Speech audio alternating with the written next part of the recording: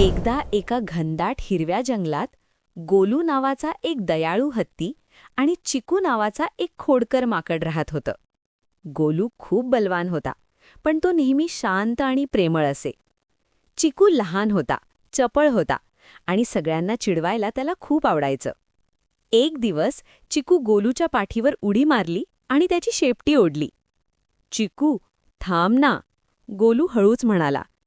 पण चिकू हसत हसत गोलूच्या डोक्यावर आंब्याच्या साली फेकू लागला. सगळी जनावरं हे पाहत होती.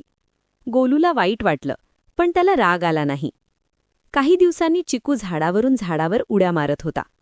अचानक खड, फांदी तुटली आणि चिकू खोल खड्ड्यात पडला.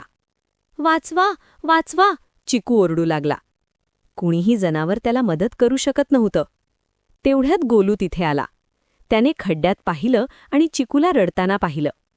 गोलूने आपली लांब सोंड खड्ड्यात सोडली.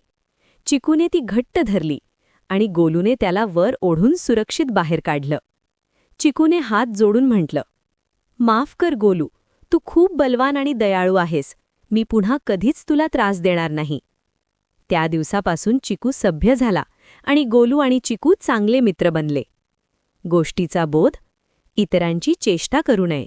दयाळूपणातच खरी ताकद असते.